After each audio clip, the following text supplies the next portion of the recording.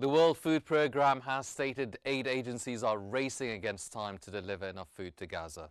Senior WFP spokesperson Abir Atifa highlighted that 1.6 million people need full rations, but access constraints are slowing delivery.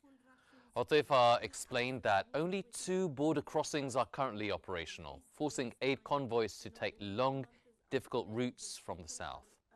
She stressed that opening northern crossings and key roads is crucial to reach areas where food insecurity is most acute. She called for urgent, full access to transport routes to ensure timely delivery before winter worsens the humanitarian situation.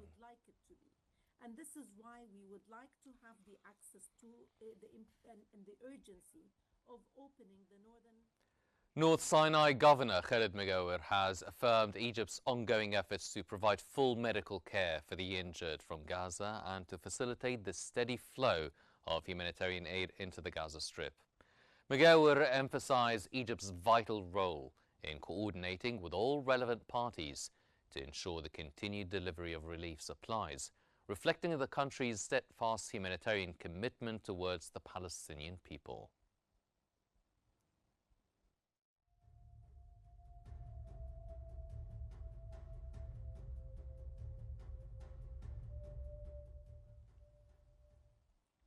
The German ambassador to Egypt has visited North Sinai, focusing on the Egyptian Red Crescent's logistics hub in El Arish, which coordinates aid deliveries to Gaza. He praised Egypt's pivotal humanitarian role and the Red Crescent's tireless efforts in sustaining Gaza's lifeline of relief.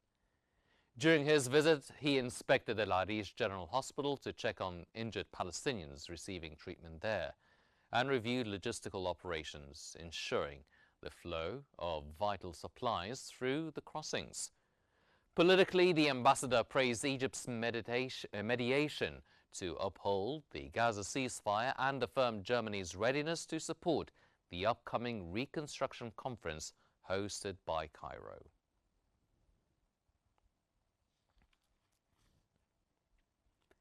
Egypt has dispatched its 65th aid convoy under the Zed al-Izza Provision of Honor from Egypt to Gaza initiative from Rafah to Gaza via Karam Abu Salim border crossing. The convoy carries around 8,000 tons of urgent humanitarian aid to the Gaza Strip.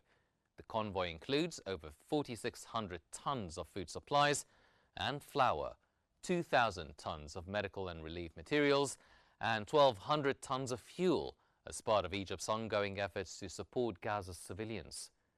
Since its launch on July 27th, the Egyptian initiative has delivered over 500,000 tons of food, medical and fuel supplies, coordinated through 35,000 Red Crescent volunteers stationed at logistics centers and the Egyptian side of the Rafah border crossing, which has remained open throughout the crisis.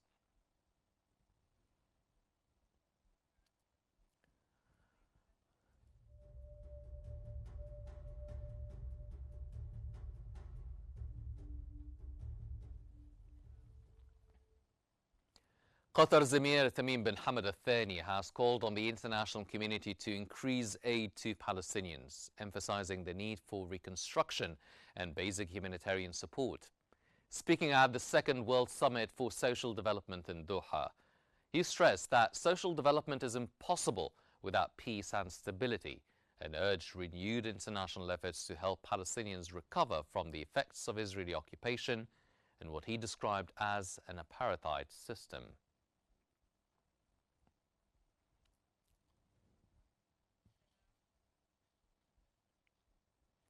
Axios website has reported that the U.S. has sent a draft resolution to UN Security Council members seeking approval for a 2-year international force in Gaza.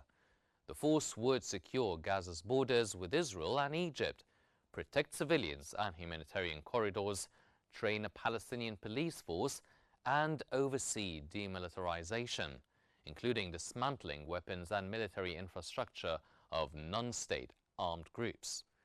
A U.S. official emphasized that it would be an enforcement force, not a peacekeeping mission, with the goal of deploying troops by January following UN approval.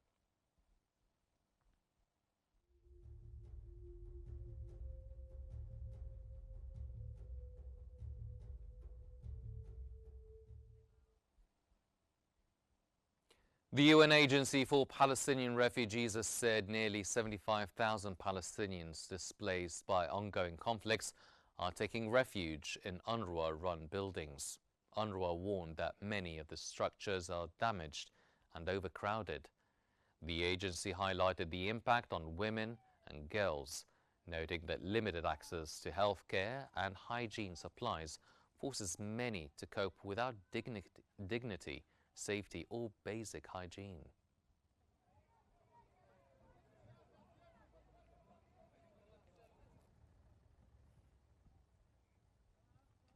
Displaced Palestinians spend hours each day baking bread in a clay oven as cooking gas remains scarce across the Gaza Strip. The truce has eased fighting and allowed limited aid to enter Gaza, with Israel withdrawing troops from urban areas, but deliveries remain far below agreed levels.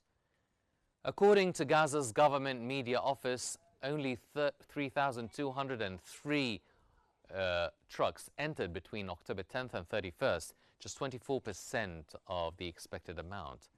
Israel alleges it continues to allow hundreds of aid trucks daily.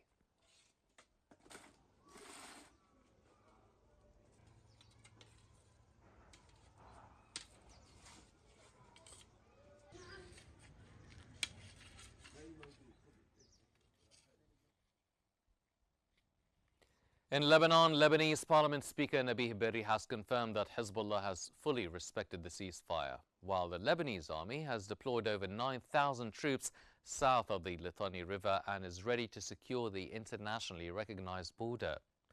Berri said the main obstacle is Israel's continued occupation of southern Lebanese territory.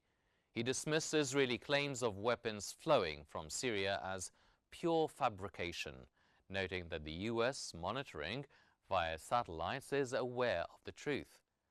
On border negotiations, Berri highlighted a regular consultative mechanism involving civilian and military experts, similar to previous talks on the Blue Line and maritime borders.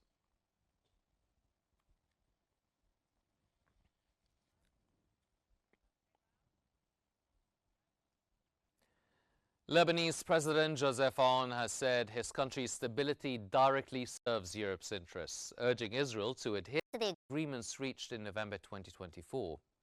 That came during talks with the Dutch Defense Minister Ruben Brekelmans, where Aoun has stressed that Lebanon has fulfilled all its commitments despite Israel's ongoing violations of its territory. In that context, he has also reaffirmed that negotiations remains Lebanon's only option, noting that every war ultimately ends at the negotiating table. Aoun also discussed southern developments and regional tensions with former U.S. diplomat David Hale.